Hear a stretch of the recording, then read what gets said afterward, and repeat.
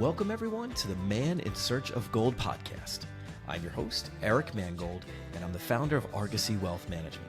This is the show where we share ideas, strategies, and history to help you improve your life one financial move at a time. Let's get started.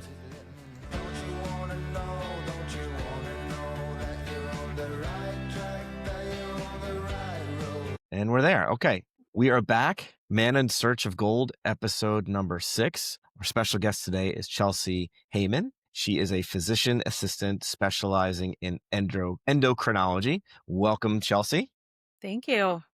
Thanks for having me. No, thanks for being here. When we were talking, the whole premise of the conversation is like, okay, I want to hear about your progression in medicine, and your life story growing up, and then also your business ventures too.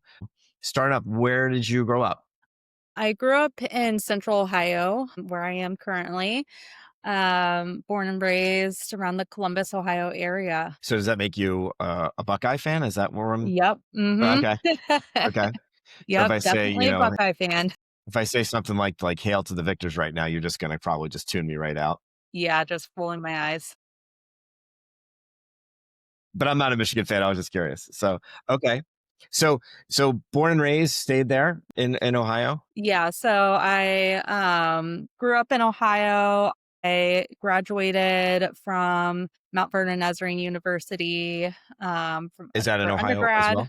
What was that? Is that in Ohio as well? Yes, that is in Ohio, in Mount Vernon, Ohio, probably about an hour and a half away from Columbus. In grad school, when I went to PA school, I went to a school in Pittsburgh, Pennsylvania. So I spent a couple years in Pennsylvania doing my master's degree.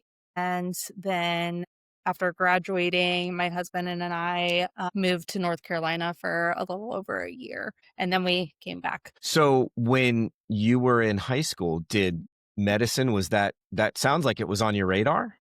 Oh, yeah. I have always wanted to be in medicine as long as I can remember. I Was have it an really event or something? Like what drove your interest to medicine? I think I just, as cliche as it sounds, I've always wanted to help people. And I loved the sciences. I loved learning about science, anatomy, all of that. And I felt like this was the direction that would allow me to help people and still give me some purpose. So, okay, so when you went to college, it was for pre-med? Yeah. Okay. So I was, or excuse me, I majored in biology and minored in chemistry, Mhm. and I was pre-med. So I had originally planned to go to med school and eventually decided to go the PA route my senior year of undergrad.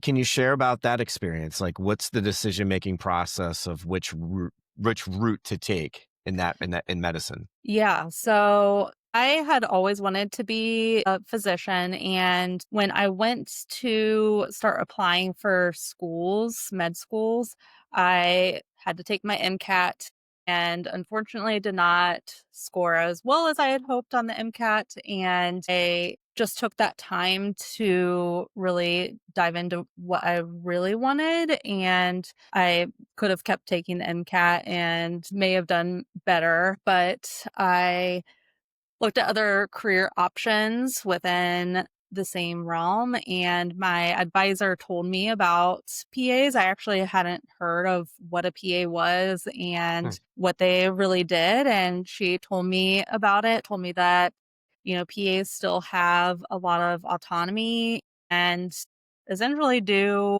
what most physicians do, but without the extra schooling and the extra debt that comes with going to med school and just more or better work-life balance as well. So I researched into it a lot before going that route, and I felt like it aligned more with what I wanted out of life.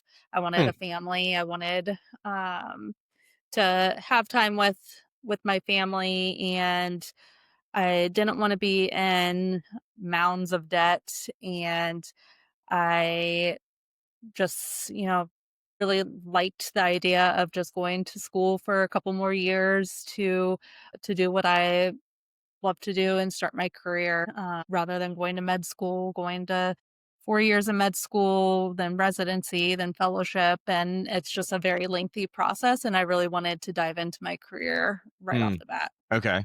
Okay. And then so when PA school is 2 years master's program, right? Yes. And then you do like a form of residency, right?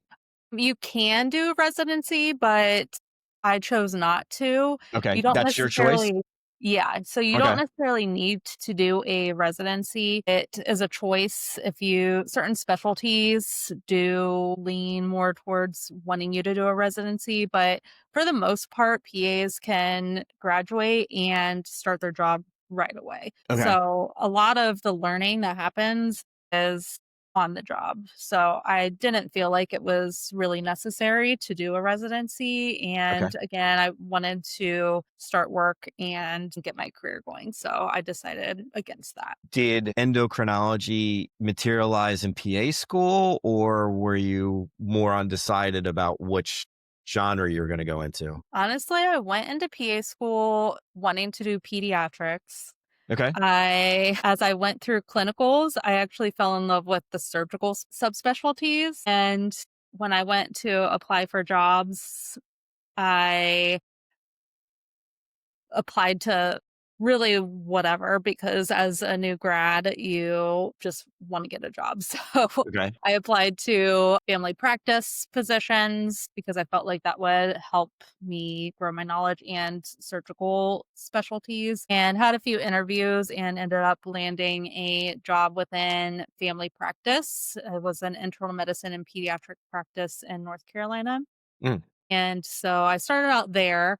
And then when I moved back to Ohio, I really wanted to take whatever job that I could get so I could come back to family. And I ended up going uh, into occupational medicine for a little bit. And I really did not like that specialty at all. It was a lot about pleasing the employers rather than helping patient care. what I do you mean? so it was a lot of like workers' comp sort of Oh, I situation. see. So Okay. the company that I worked for had contracts with certain employers, like Amazon was a big one, and people would get injured at work and then come see us. And if we didn't get them back to work quick enough, then employers were not pleased. And it was less about helping the patients and getting them better and more about the contracts and the finances that happen on the back end. So Yep. it was a lot of checking boxes. I felt like I was not using my knowledge to my advantage. I wasn't, I didn't go into medicine to kind of turn my brain off for the whole day because it was just a lot of checking boxes and Okay. not a whole lot of critical thinking involved with it. And so I wanted to get out of that specialty. And so I looked for a variety of positions, and there was one for the outpatient endocrinology position. And I wasn't sure if I would really like it or not. Manage people with diabetes in my family practice position. And I I wasn't sure how I felt about that because a lot of endocrinology is managing diabetes. Hmm. And so I went and interviewed. I fell in love with the practice. I loved the providers that I would be working with. The physicians and the other PAs there were super kind. The staff was awesome. It just seemed like a great environment. And that is really what I wanted, as well as being able to do more critical thinking in my Hmm. position. And diabetes care is a lot of that. So I decided to make the leap and I absolutely fell in love with it. I love managing patients with diabetes. I love Hmm. everything endocrinology. It's just so interesting to me. And I wasn't anticipating falling in love with it, but it became a huge passion of mine. I just feel like a lot of the technology advancements, the medication advancements within diabetes treatment are so game changing and really give these patients quality of life. And I just love seeing that Mm.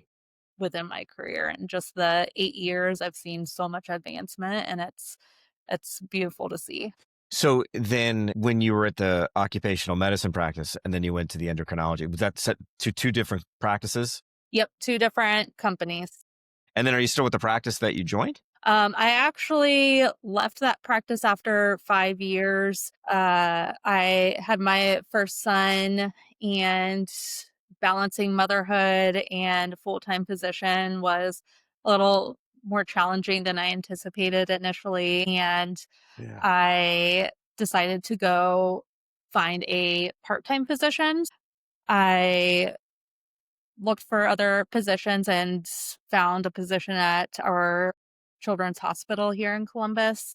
And I'm on the insulin consult team there. So I'm on the inpatient side now, and I manage patients' insulin for patients who are there for reasons other than their diabetes. So if they're there for surgeries or cancer, some other health issue, then they come in and we help manage the insulin just because it is a high risk medication. And so it helps reduce insulin errors, and it also allows patients to stay on their home technology. So not necessarily for only diabetes patients, but so if someone's coming in for like chemo, are you managing the insulin for that as well? Yeah. Is that So a lot something of, totally unfamiliar to me?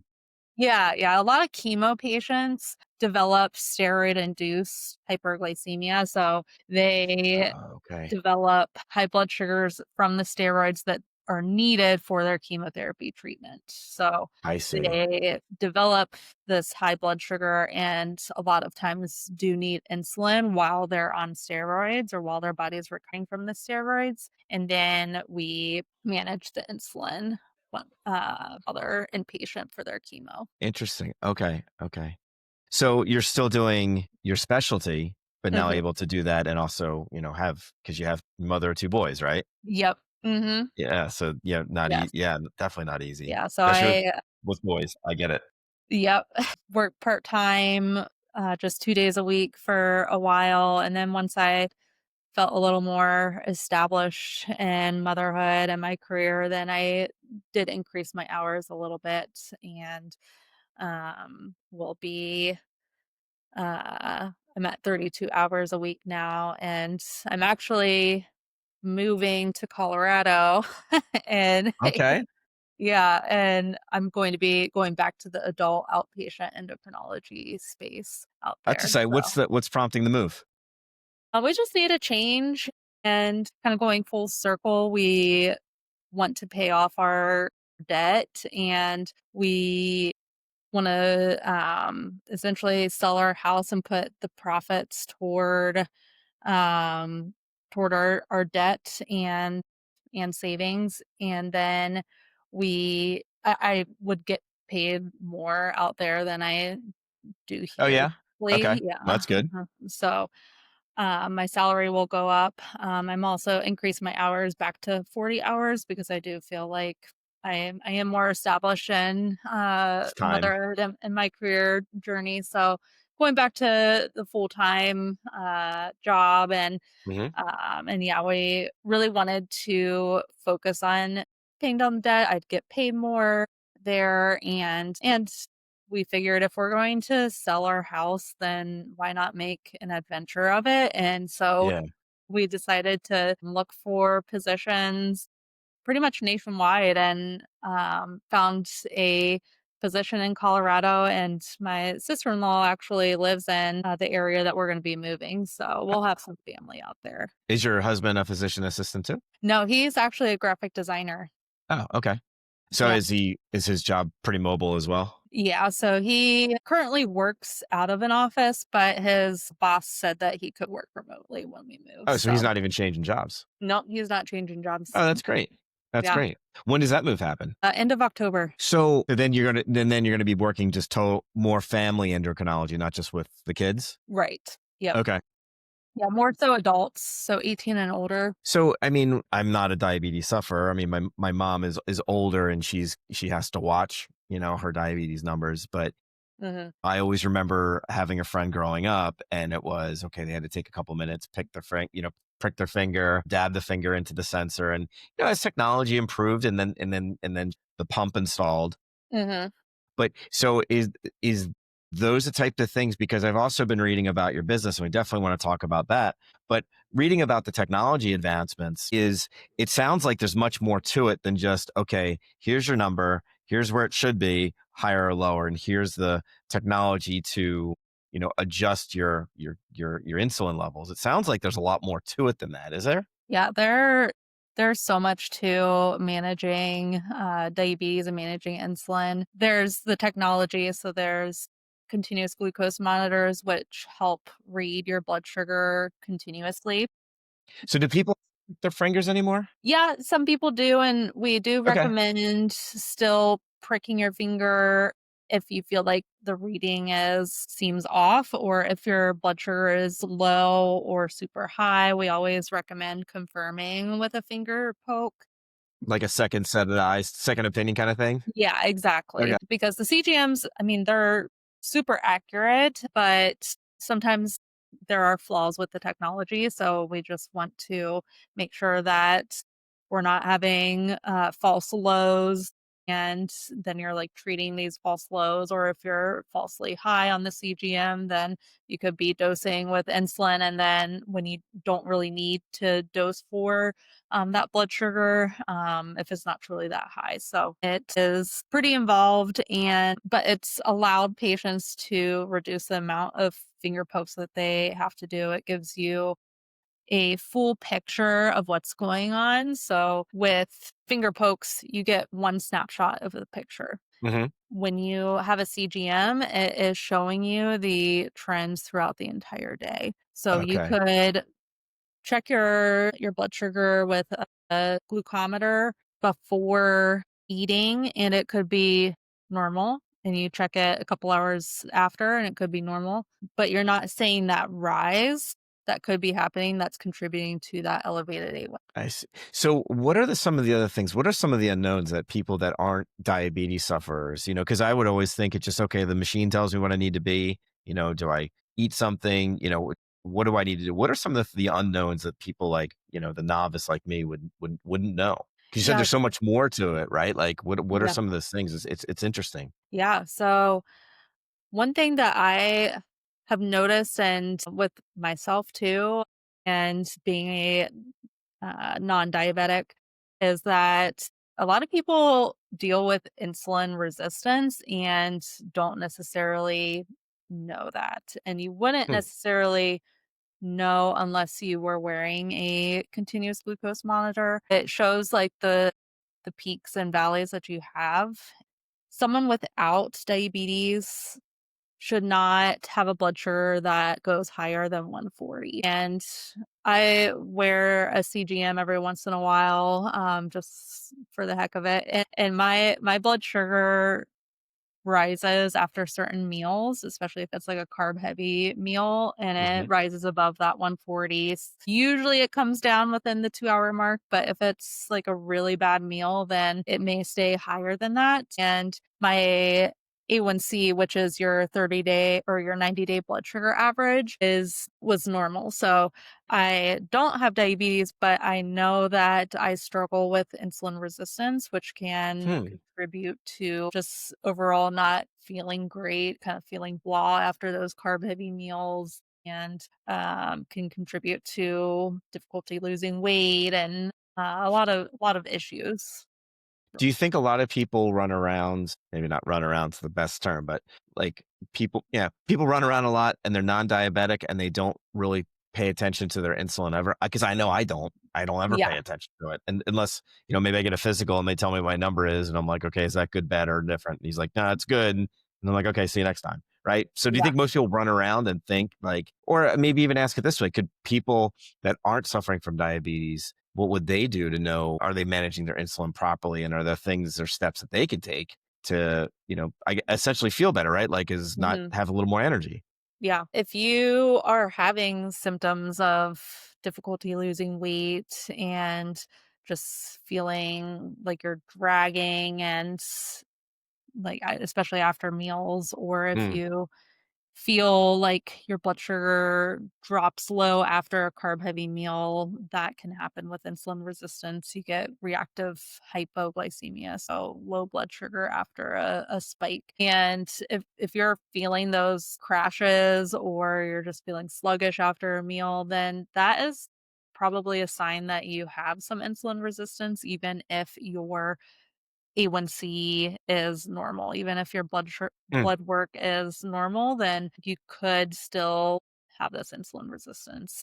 Another factor is family history. If you have a strong family history of diabetes and or like myself, I had gestational diabetes in both my pregnancies. And plus I have a family history of type 2 diabetes, so I have a lot working against me. And mhm. so I usually like to monitor my blood sugars here or there because of that. But yeah, you have to kind of look at the whole person. And do you have the family history? Do you feel sluggish after eating, especially carb heavy meals? Are you feeling tired all the time? Are you having difficulty losing weight?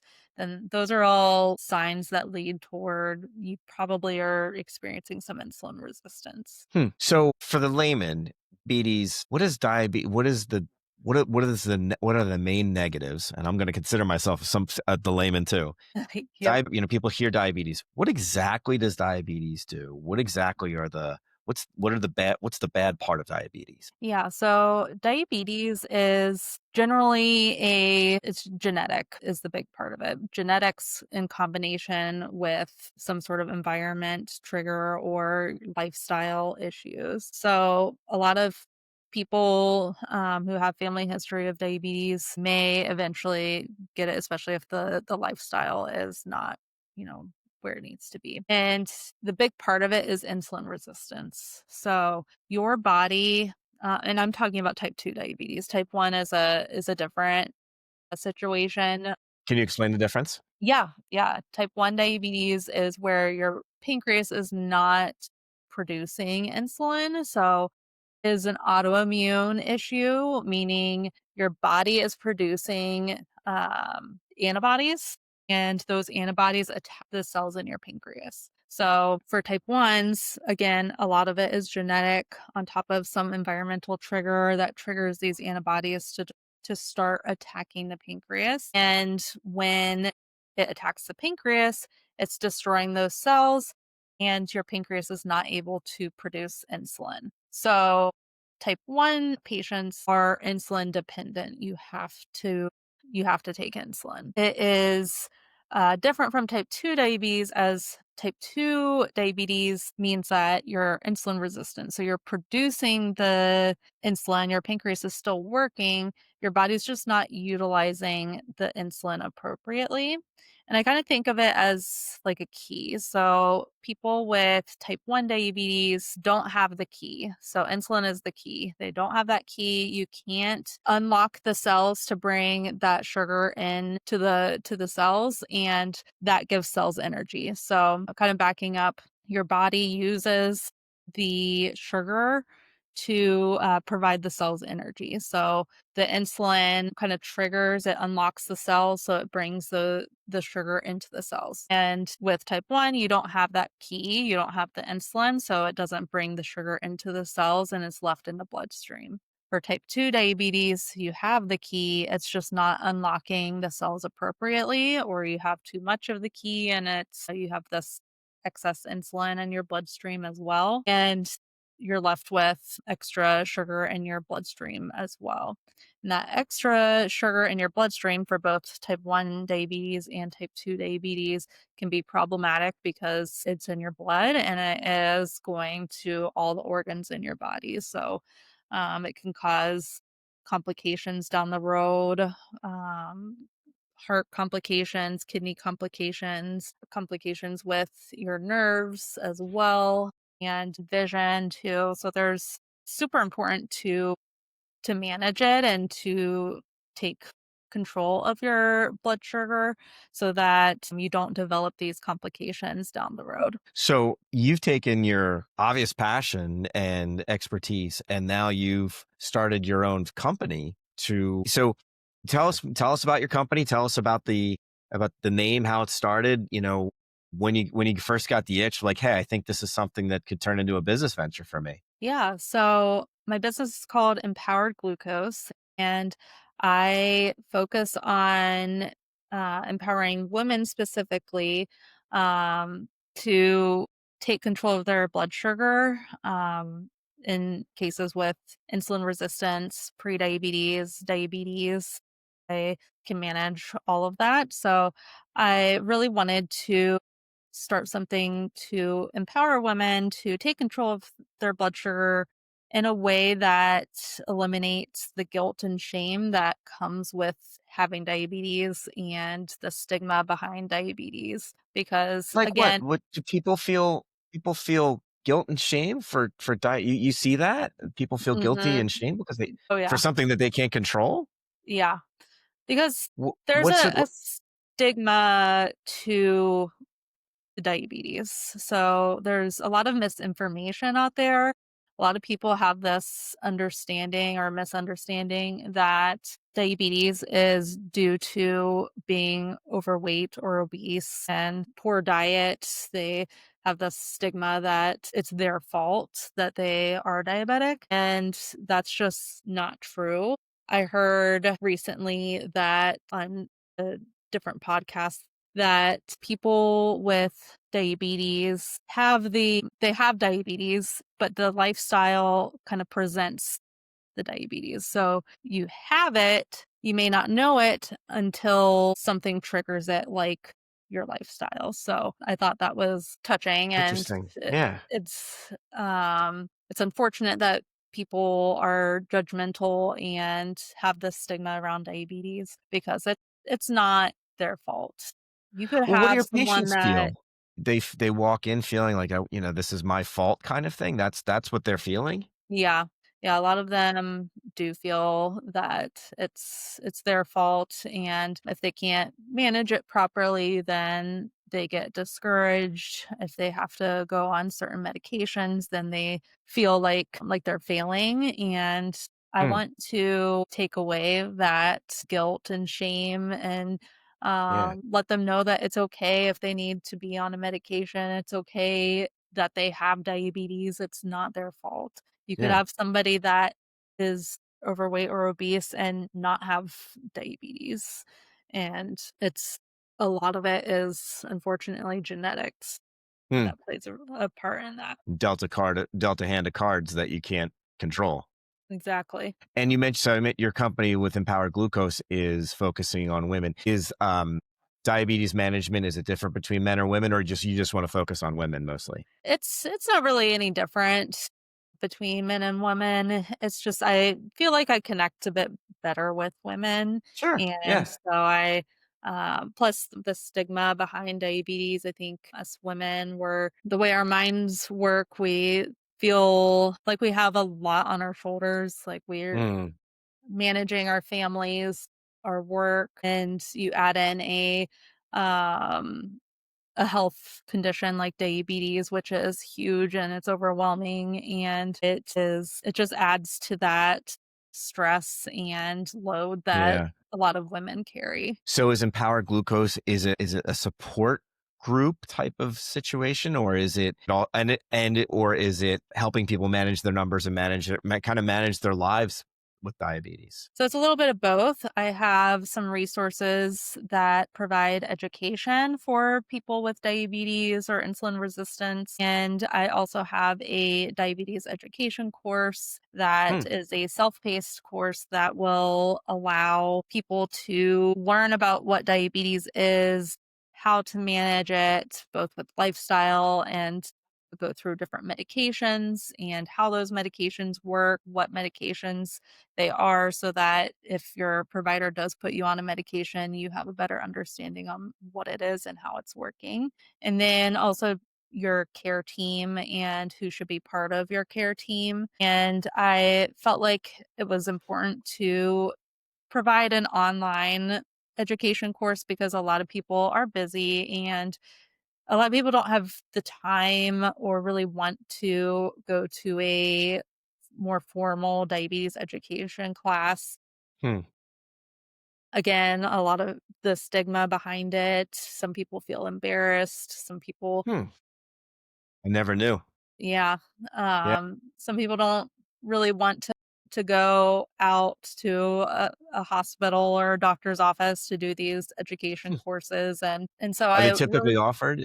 I mean, when somebody has diabetes, when you're, I guess when you're diagnosed, you then say, okay, it's more than just managing your insulin. It's, hey, there's a lot of other things you should know about this, and people are yeah. just, just my, do you find people that are suffering from diabetes are like, just give me what I need to know to manage my insulin and let me be on my way? Yeah, so a lot of people, and it's not just insulin, there's other medications too Okay. that Okay. you can manage diabetes with, but um yeah, a lot of people, even if they're not needing insulin or medications, having a diabetes education class or some sort of course is so important because there's a lack of understanding, there's a lot of misinformation out there, and having someone who is educated in diabetes, what it is, how to manage it, to provide that education is super important so that people have a better understanding. And once you have a better understanding of what diabetes is, how it works, and what you can do, people tend to do better because they have a better understanding on what's going on in their own bodies. I think it's really important to go through an education class or a course. Our office, when I was in the outpatient world, I would do my own diabetes education. I would say class. It was just like just a another patient appointment. It was just like a longer appointment slot, Hmm. um, so that I could kind of go through the ins and outs of what diabetes is and how to manage it. Hmm.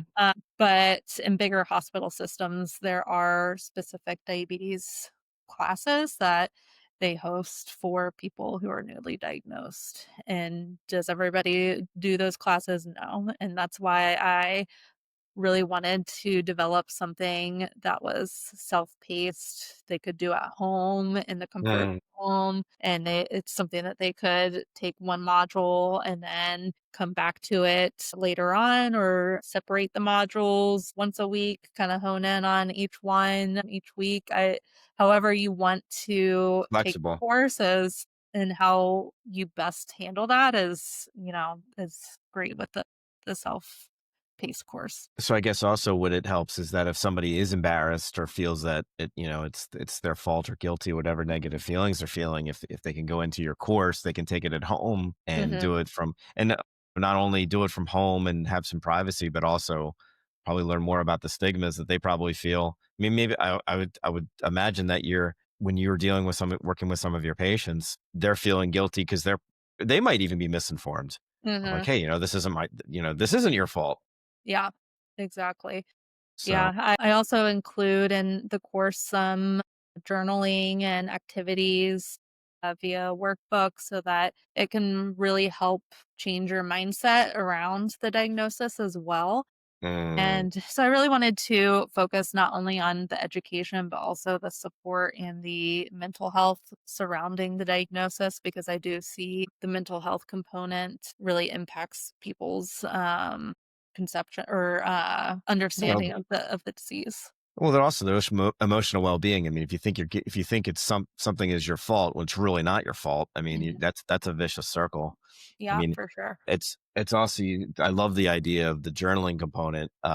Is I wish I do journal. I wish I did it better, but there's been so much research about journaling, and like Oprah keeps a journal, and she calls it a gratitude diary. And one of the things that she does is that every day she writes down something that she was grateful for, and it Mhm. could be something as little as somebody holding the door for her, Yes. or somebody being nice, extra nice to her, whatever it is. It doesn't have to be this monumental event, but she just writes down something that she was grateful for. And it's almost like, you're showing some gratitude about being alive, but also what they found with journaling is that it's almost like like self therapy. You're able to talk about Mhm. your problems and not and by writing them down, and it's like flushing them out sometimes. I mean, I know if I've Exactly. had a bad day and I journal after I've journaled, I feel a little bit better about myself, Yeah. even right? You're It's kinda, kind of like, getting interesting. it off your chest and getting Yeah. off your shoulders and just kinda letting it all go. So, Yeah. yeah, I think it's really beneficial to journal. Gratitude journals are awesome. I think Yeah. with people with dia diabetes and managing their blood sugars, journaling about their feelings about what their numbers are Mm, and how they can change that. And then just, the journaling your what your blood sugars are and what you ate, doing like a food journal, mm, journaling all around, not only for mental health, but also for just your understanding of um, how your body is responding to things is so yeah. important. Yeah, definitely. So then is your company and your courses, is everything live? It's up and running? Yep, it's officially up and running as of a couple weeks ago, Okay. and so it's very newly launched. Website's up, my course is up. Has a Exciting. couple resources. The uh, a track with confidence, which has like blood sugar logs and different um, things to track your mood, blood sugar readings, medications. It's just a way of jotting down all the things. And then I also have a mini recipe book that has some recipes that can help with insulin resistance and help prevent those blood sugar spikes by pairing carbs with protein and healthy fats. And then I also do one on one diabetes coaching for both people with diabetes and insulin resistance. And I break it down into a 3-month course and I touch base with people weekly. And we kind of go through education, go through the mental health component, trying to reframe your mindset around having the diagnosis of diabetes or insulin resistance and and it's really personalized. So if you've had a lot of education in the past and what you need is more support and mental health support around that, then I'll focus on that. If you don't have any education on diabetes, then we will go through all the educational components as well. So it's very personalized depending on uh, where you're at in the phase of the diagnosis. Hmm. Now, so coming from my perspective, okay, having a financial planning practice that focuses on healthcare professionals along the way between North Carolina, you know, getting out of being a PA, North Carolina, Ohio, Colorado, selling your house, trying to pay off debt, et cetera. Like, physicians and healthcare professionals are notoriously they view money as like a taboo topic, Mhm. right?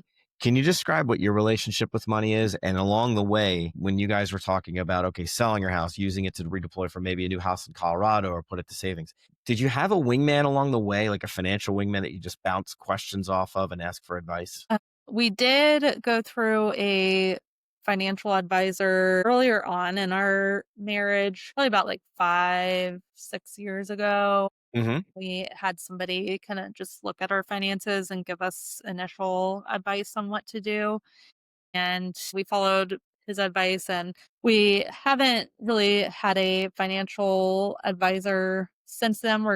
We felt like when we did have the financial advisor, he was basically like, "You're doing all the things right. Here's a couple pointers," Hmm.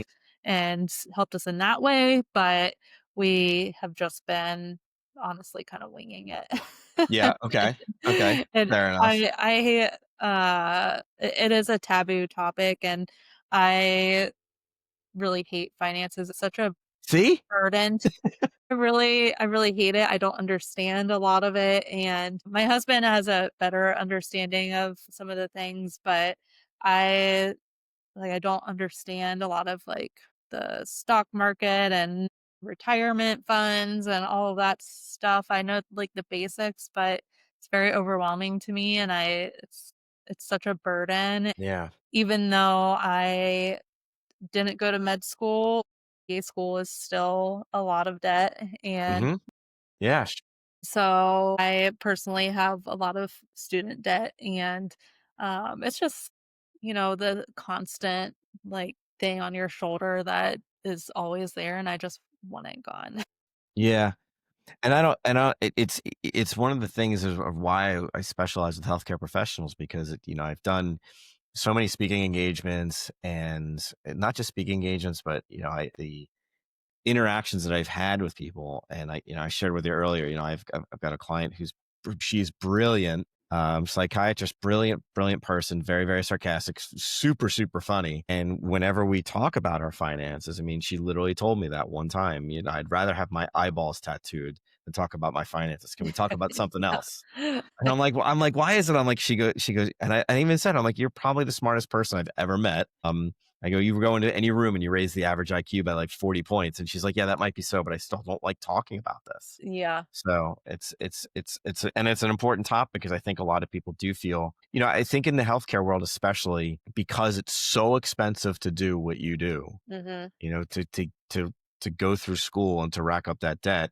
Then what I found, and correct me if I'm wrong, is that people feel, frankly, probably a little bit like some of your patients. They feel a little guilty because they're usually starting so much later, because their Yeah. early part of the careers, they had to pay off guilt. And, just like it's not your patient's fault that they have diabetes, just because someone went to school, you could say, well, it's their fault they went to school for extra years. Like, I think that's kind of a lousy take on it, but Yeah. people should get that, should not feel guilty of the fact that they have debt, should not feel guilty that they want to retire someday too, Yeah. and should be able to have that comfort to know, okay, you know what, this is the hand of cards that I've been dealt, and this is how I'm going to play it. So yeah, Mhm. but I hear you. So I don't mean to make light of it. It's Yeah, no, it's so a true, real and thing, there is a lot of guilt with it that I still am dealing with, and and you 'cause shouldn't. Shouldn't feel guilty. yeah. Shouldn't feel good. Because I mean, also look at it. I mean, especially in healthcare. I mean, you are focusing on helping people. Mhm. I mean, that's what I try to do on my side, but the financial side. But you're trying to focus on helping people. It required you, in order to do so, extra time and extra schooling Mhm. and extra debt, unfortunately, to do that. So that's more. That's people should be grateful. You never should feel guilty. You should be kind of empowered. Like, hey, I kind of did this for you. You Yeah. know. Yeah. So okay, the business is up and running. So can you? So is it all online? Yes, it's all online. Okay, so you can handle patients all over the country. Yep. Okay. And then let's give some plugs. What are your socials? What's your website? Tell us more about how to find you. Yeah, so my website is empowerglucose.com. And then I have an Instagram, Facebook, both handles are Empower Glucose. I also have LinkedIn page if you're interested there. Again, Power Glucose. It's pretty straightforward. I have some free guides. If you go to my website, then you can sign up for the free guide, and it will give you some 5 habits to help improve insulin resistance, and I love simple lists things that like you that. can do Yeah. today. And then if you want some extra help or support, then you can um, sign up for some of the other resources, courses, coaching. I also, if you go through coaching or download any of the resources, even the free guide, then you have access to my support Facebook group too. Okay, awesome. And all of Chelsea's clickables, all of her socials will be in the description on Spotify and YouTube when we upload the episode. And Chelsea, thank you so much for coming on. Yeah, it's been a pleasure. I really appreciate you having me. It's been great to talk about all the things. Yeah, it's very, very exciting. All right. So Chelsea, thank you again.